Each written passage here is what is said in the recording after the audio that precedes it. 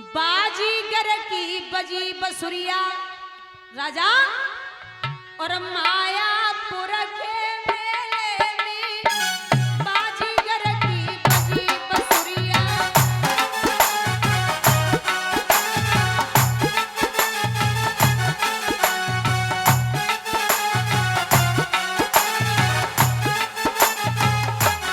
राजा ये कौन है? माटी को एक भूत बनायो पाके अंदर स्वयं समायो। इसने एक इंसान रूपी पुतला बना दिया और उसके अंदर स्वयं प्रवेश हो गया। माटी को एक भूत बनायो पाके अंदर स्वयं समायो। अब ऐसो गुरु अलवेले में बाजीगर की बजी बसुरिया।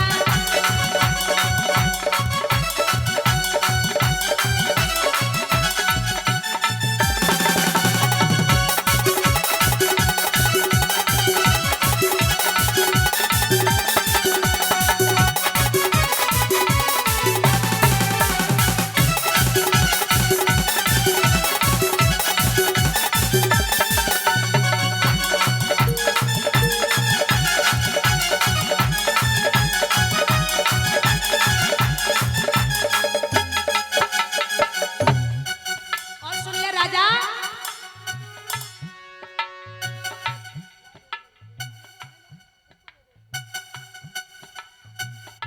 ये कौन है? बोले कौन है? तो जवाब दो। बिना पगन धरती पे डोले, बिन हाथन भूमंडल तोड़े, बिन जिब्या के पानी बोले। बिना पगन धरती पे डोले, बिन हाथन भूमंडल तोड़े, बिन जिब्या के पानी बोले। ऐसो जोर अकेले में बाजीगर की बजी बसुरिया।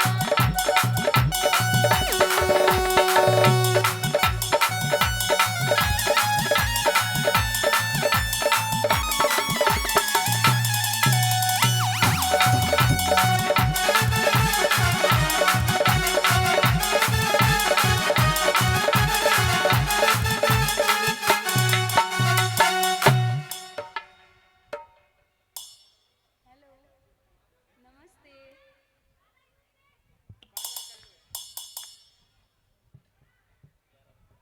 वो असमंजस में है, कहाँ आ गई?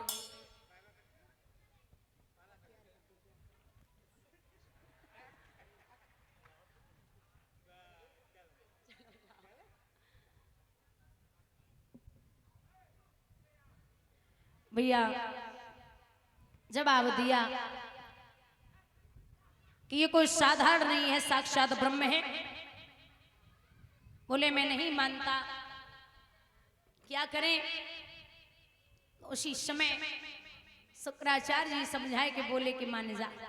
अब एक संकल्प के लिए पात्र उठाया।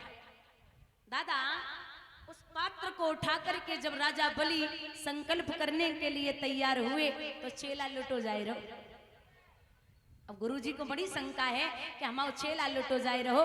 तो उस लीलाधर की लीला में प्रभु ने, गुरु ने लीला दिखलाई डाली और पात्र में बैठकर उसी समय पानी की धार रोक डाली।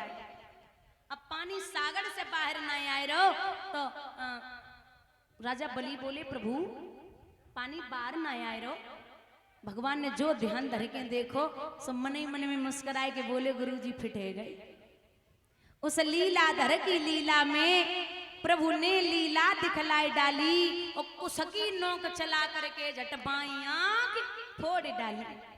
जो आंख फूटी गुरुजी बाहर आए, चेला से बोले लला आंख फूट गई, अब मान जाओ। चेला बोले तुम्हें दोनों फूट जाए, हम मानवे वाले नहीं। विष्णु पुराण का मत है, विष्णु पुराण का मत है कि भगवान ने एक आंख इसलिए फोड़ी कि एक लेने वाला और एक देने वाला। आपके लिए दोनों बराबर हैं, चाहे वहां ब्रह्म हो चाहे वहां आपका शिष्य हो, आपके लिए दोनों बराबर, एक देने वाला एक लेने वाला।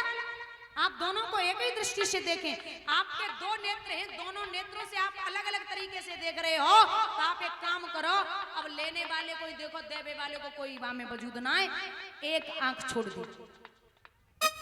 चेला से कही माने जाओ, बोले ना मानेंगे। तो बोले नापो। एक कदम में भगवान ने 3 लोक नाप लिए, दूसरे कदम में प्रभु 14 भवन को नाप लेते हैं। अब तीसरे कदम की जगह नहीं है, तो क्रोध में भगवान ने विराट रूप में कहा, ओरे राजा, तूने 3 कदम के लिए बोला था, अब तीसरे कदम की जगह दे दे। राजा बलि ने विराट रूप देखो। परीक्षित, राजा बलि की पत्नी का नाम था विंध्यावती। सब भगवान को देख के बोली, पहले तो जैसे आए हो ना वैसे ही खड़े है जाओ। 52 अंगुल के आए थे, तो 52 अंगुल के खड़े है जाओ। मैं आपकी सौगंध खाती हूँ, तीसरा कदम भी दूंगी, लेकिन आपको मेरे सवाल का जवाब देना पड़ेगा। सवाल क्या है? सवाल ये है कि नाथ हमें जे बताओ, दान बड़ो होवे या दानी?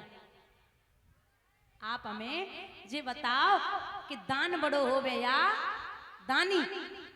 सो भगवान बोले, देवी दुनिया में धनवान तो बहुत हैं, करोड़पति अरबपति आदमी हैं, जिन्हें खुद नहीं पता कि हमारे पास कितना पैसा है, बड़े बड़े धनवान हैं, लेकिन ऐसे बहुत कम हैं जो उस धन को धर्म में लगा पाए। उस धन को धर्म में लगाने वाले ऐसा हर किसी का नसीब नहीं है। तो हमारी नजर में दान से बड़ो दानी होवे। विंध्यावती हाथ जोड़ के बोली, नाथ आप दान तो 2 कदम को ले चुके हो, दानी दानी बचे इनकी पीठ नाप लो। आपकी नजर में दान से बड़ा दानी है, तो आप इनकी पीठ नाप लो। एक बिटिया और थी राजा बलि के, जिसका नाम था रतनमाला। और जब उसने भगवान को देखा तो विचार किया कि ऐसा बेटा अगर मेरे पैदा हो जाए तो मैं उसे स्तनपान कराऊंगी। और जैसे ही भगवान ने 3 कदम में तीनों लोक नापे, तो विचार किया अगर ऐसो छोरा हमारे पैदा है गयो तो मैं उसे जहर दे के मार दूंगी। यही रतनमाला द्वापर में आके हुई है। पूतना बोली है गोविंद भगवान की। जब भगवान ने एक पैर पीठ पे रखो और एक सर पे रखो, तो सर पे पैर जब पहुंचा, प्रभु ने राजा बलि के चेहरे को देखा, अचानक हंसी निकल गई और मुस्कुराए कि राजा बलि के सिर पे हाथ रख के बोले, ओरे राजा, हम तो सो बड़े प्रसन्न हैं, तू हमसों कुछ मांग ले। तूने शरीर को अर्पण कियो, तू हमसों कुछ मांग ले। एकदम से राजा बलि मुस्कुराए के बोले, सुनो नाथ, मंगनते हम मांगत नहीं, हमारी आदत ना है भिखारियन ते मांगवेगी। अबे तुम हमारे दरवाजे पे खड़े हमते कह रहे कि हमें दे दो, अब हमसे कह रहे मांग ले, तो हम भिखारियन से ना मांगे। भगवान मुस्कुराए के बोले कि कछु मांगो। तो बोले अगर नहीं मान रहे हो तो जो पातालपुरी में मेरा महल है, आप उस महल का पहरा लगाओगे।